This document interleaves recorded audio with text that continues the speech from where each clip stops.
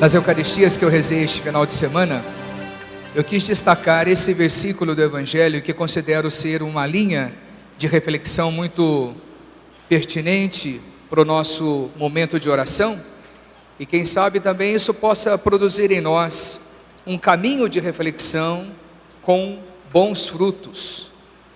Quando exatamente o evangelista diz que o André, quando foi até Jesus, permaneceu com ele. Creio que este é o grande desafio para nós todos cristãos. Se nós de fato quisermos fazer uma experiência em fé com o nosso Cristo, é preciso que a gente aprenda a permanecer com Ele. Do contrário, nós corremos o risco de estar muito perto de Jesus sem experimentar a sua grandiosidade. Eles saíram determinados. Quando João mostrou, ali está o Cordeiro, João já vai vivendo a sua experiência também de desprendimento. Ele sabia qual era a sua missão profética, de preparar tantas pessoas para viver o caminho de Deus, mas ele sabia que não podia segurar essas pessoas nele, porque aquele lá era muito maior do que ele. E claro, os discípulos de João, quando enxergam o Cordeiro, vão até ele, quase que se dizendo: agora a nossa missão é com Jesus. Mas esse ir até Jesus tem um endereço. Jesus pergunta: o que vocês querem? Nós queremos saber onde você mora. Jesus podia ter dito a eles ali: passa lá na sinagoga, na rua 3, ali atrás do barzinho do Habib, e lá vai ser à noite, a gente se encontra no culto. Mas Jesus diz o que para ele? Vem ver. Só vamos fazer uma experiência concreta com o Senhor quando de fato a gente permanecer com Ele.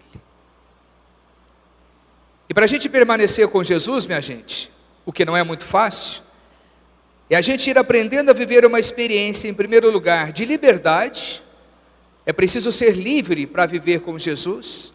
Não tem como fazer uma experiência de fé sob pressão. Em segundo, uma experiência de abertura e inteligência. E aí nós vamos compreender que para ficar com Jesus, a gente vai ter que abrir mão de muitas coisas nossas.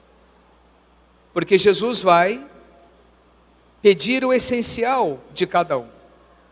E Jesus não se contenta com as nossas quinquilharias, com as nossas mochilas, malas, cheias de coisas, de preocupações, de conquistas, de isso, daquilo. Jesus quer aquilo que é essencial. Por isso que Samuel, e acho interessante a forma como o Senhor se dirige a ele, Samuel vai compreender depois de um terceiro chamado. Quem sabe a palavra de Deus nos ensine que de repente, num primeiro momento, também a gente não compreenda o que Deus quer de nós. É preciso uma segunda intervenção, quem sabe até uma terceira. Duro quando Jesus está chamando 50 vezes, a gente está ali, né? É comigo, né? Porque às vezes para Deus a gente parece um pouco mais retardado do que para as outras coisas. Para as outras a gente é bem esperto, mas para as coisas de Deus a gente fica meio que numa nuvem, não sei, porque falta determinação, falta sair e ir ao encontro dele. André não ficou sentado, André saiu e foi ao encontro de Jesus, e tinha certeza que estar com ele seria o início de um novo momento da sua vida. Tanto é que pelas 4 da tarde, diz o texto, ele vai buscar Pedro. Encontrei o Messias, encontrei o Senhor. Ora, se não fosse uma experiência significativa, ele não voltaria, ele despediria Jesus e vou embora. Vou continuar com João, vou viver a minha vida de pescador, vou fazer o que eu sei fazer. Mas ele foi chamar o irmão para dizer: eu encontrei aquele que nós estamos querendo, vem ver. E aí começa a trajetória dos discípulos de Jesus. Então, minha gente, Deus está nos chamando o tempo todo a vivermos uma experiência muito pessoal com Ele. E para que cada um possa dar esse seu sim definitivo: eis-me aqui, Senhor. O Senhor vai nos chamar a partir de cada realidade que nós vivemos. Uns ele talvez chame a vida consagrada e religiosa, que nós costumamos dizer, é uma radicalidade batismal. Mas não tem nada de mais. É como a sua, chamado a ser um leigo dentro da sua família, mas que você tem uma missão muito importante e muito séria, de você construir dentro da sua família, dentro da sua casa, uma família cristã. Então não pense que a bomba é nossa, a bomba é sua também. Deus está pedindo, está indicando o seu caminho, e é preciso ter a coragem de responder como o profeta Samuel: eis-me aqui, Senhor. E se você me chama para eu construir a minha família na santidade, é preciso começar a entender bem o que é isso. Mas eu vou construir a minha família na graça, na santidade, no cristianismo, a partir do momento em que eu tiver a coragem de permanecer com o Senhor. Qual é o tempo que nós temos dado para Deus dentro das nossas vidas hoje? Em todos os sentidos. No campo profissional, no campo universitário, no meu testemunho de jovem, dentro do meu namoro, no meu noivado, no meu casamento, na nossa vida de família, com todos os problemas e preocupações que a gente tem. Deus está querendo ver em nós um cristianismo que de fato expresse que nós somos, sim, casa de Deus, templo do Espírito Santo, santuário do Espírito Santo, como Paulo escreveu na segunda leitura. Então a gente pode pensar, qual é a qualidade de cristianismo que eu estou dando para a minha vida? O mundo está em falta de profissionais cristãos. Por que existe tanta injustiça, tanta maldade, tanto roubo? Porque os cristãos não estão tendo coragem. Alguém foi lá pintar o Maomé, morreu. Alguém pintou Deus de maneira tão agressiva? Isso aí é brincadeira.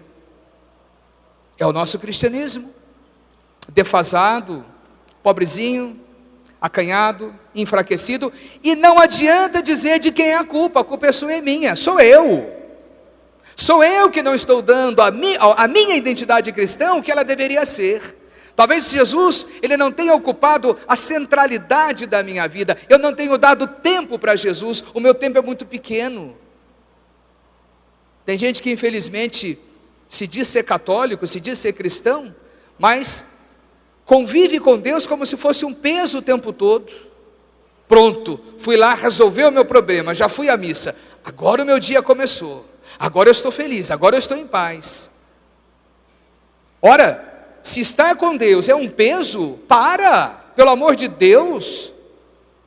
Deus não quer ninguém vivendo uma experiência forçada nele, é uma pena que isso aconteça, mas é um fracasso nosso.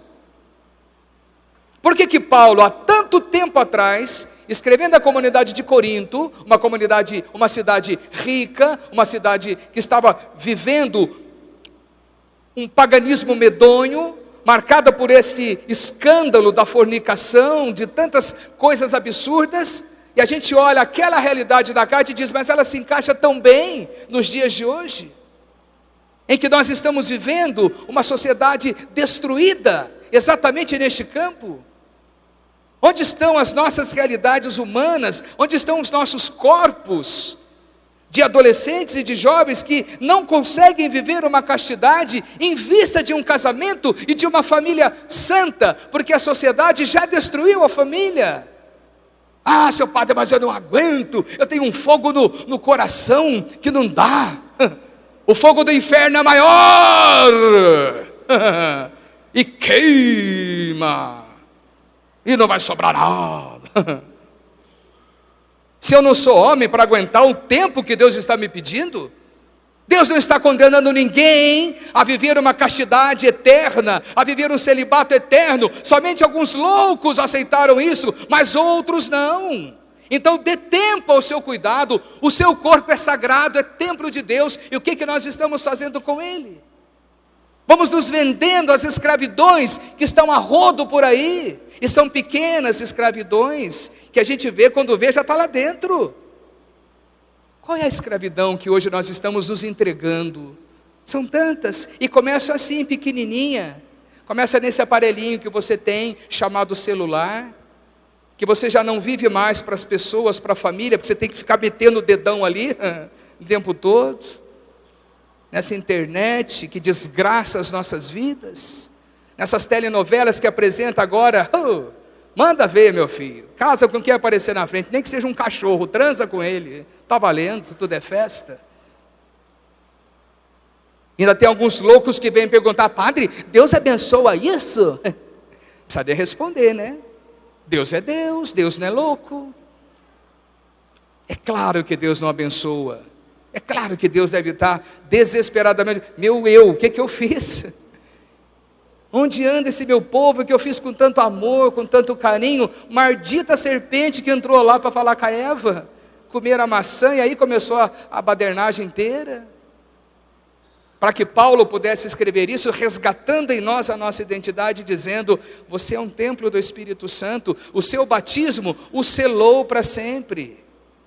Aquele óleo que foi tocado na sua carne, não foi uma brincadeirinha, é uma oração de imposição. O Espírito Santo está sobre você, ele está na sua carne, portanto, você é o responsável por este templo. Como é que você cuida do templo de Deus? Você gostaria de chegar aqui no templo da casa de Deus e encontrar uma sujeira, uma baderna, uma confusão, uma parafernália? Eu não. Às vezes eu converso ali com a Lê, horrorizado de alguns casamentos que tem nessa igreja aqui, que eu falo: Jesus! Aí que você vê o quanto nós estamos longe do cristianismo. O povo faz um carnaval de Veneza aqui, viu? Se puder vender tomate, carcinha, cueca, vende, bate papo, e telefona, e sai, e grita: tô aqui! Nem precisa dizer, porque tem aquele arranjo bonito, enfeitado, abacaxi para cá, para lá. Aí começa o casamento, é um festival de sujeira para cá, sujeira para lá. Outro dia terminou um casamento aqui, nós entramos para limpar, porque a gente limpa a igreja, porque tem missa domingo de manhã. Gente do céu, nem o chiqueiro lá de Lavrinhas, onde tem a nossa casa, está tão sujo quanto o negócio aqui. Já começa na porqueira do casamento o negócio. Vai durar o quê? Né? Esse é o cuidado que nós temos com o templo de Deus. Esse templo, agora imagine o meu templo. Ele está exposto a quem quiser chegar e fica à vontade. Aqui é um terreno baldio, pode chegar e jogar toda a sujeira que você quiser. Porque eu não tenho competência, eu não tenho a coragem de dizer: aqui o território é santo e eu preciso reservá-lo para Deus, para que tudo aconteça no tempo certo. Paulo está dizendo isso, releia essa carta. Sangra a fé em Deus quando nós temos consciência das nossas misérias e escravidões, mas existem tantas outras. Quando a gente vive as nossas mesquinharias, quando nós temos consciência de que nós somos miseráveis e que vamos tornando a vida humana do outro um inferno, porque nós não deixamos o Espírito Santo agir em nós. Nós como que trancamos o Espírito Santo, nós não queremos deixar que a ação da graça de Deus, ela aconteça em nós. A gente prefere se vender a essa porcaria humana do comportamento inútil que nós temos. Por quê? Porque nós temos parado pouco com Jesus. Você viu no Evangelho agora? Eles foram lá e permaneceram com Ele. Permaneceram. E é isso que dá força. Qual é o teu tempo hoje com o Senhor? Qual é o tempo que você tem dado de permanecer? E não me venha falar de desculpinhas, porque a gente sempre vai ter. Ah, seu padre, a minha vida é muito corrida, eu tenho tanta coisa para fazer, eu viajava lá, já saí cedo de casa, não dá tempo, não resto, blá. Nada disso, absolutamente nada disso vai levar você para o céu. Então trabalhe feito um camelo e termine feito um camelo. Pronto. Nós precisamos dar a Deus um pouco mais de espaço dentro de nós. Quem quer de fato viver com Deus, saberá sempre encontrar um tempo com Deus. Não existem desculpas para Ele. E é esse desafio que nos fará mais cristãos. A liturgia de hoje nos leva a essa proposta.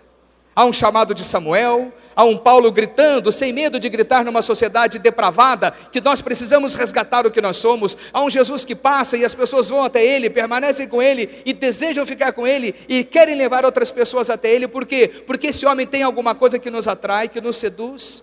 Então não dá tempo para a gente ficar perdendo tempo com outras besteiras, porque o Senhor está no nosso meio. Então a liturgia de hoje está dizendo: qual é a tua resposta? O Cordeiro está aqui, qual é a tua resposta? É ficar ainda esperando que venha um quinto convite, um sexto, um décimo, que Deus fique desenhando, quem sabe eu compreenda? É você. E qual é a tua resposta? Qual é o seu tempo para que de fato a sua família, a sua casa, a sua vida, os seus relacionamentos, os seus negócios se santifiquem na presença de Deus? Minha gente, vamos pedir de fato essa graça em nós. Deus não brinca ao fazer milagre, mas Ele deve estar encontrando muita dificuldade em nós. Ele está nos dando o Espírito Santo. O problema está exatamente aqui. Não tenha vergonha, se falhei até aqui, se até aqui fui de fato um fracasso, hoje Deus pode nos dar a graça de começarmos um tempo novo. E é tão bom poder ter essa certeza em nós. Santifique-se. E comece a santificar tudo que está ao seu redor. O preço é alto, custa, mas a recompensa não tem preço. E é isso que o Espírito Santo quer fazer em nós. Que Ele encontre em cada um dos nossos corações, a começar pelo meu, essa sede, esse desejo de fato sermos templos do Espírito Santo, santuários da misericórdia, casa aonde Ele habita para fazer o bem, Deus fazendo o bem a partir de você. Olha que graça. Deus curando, Deus realizando graças, milagres, sinais a partir de você. É o que Ele está pedindo para nós. E quantas vezes nós fechamos o nosso coração nas nossas misérias e essa graça não acontece. Que hoje o Espírito Santo tenha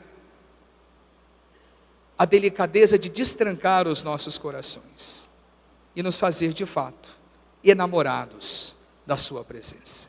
Creio em Deus Pai, Todo-Poderoso, Criador do céu e da terra, e em Jesus Cristo,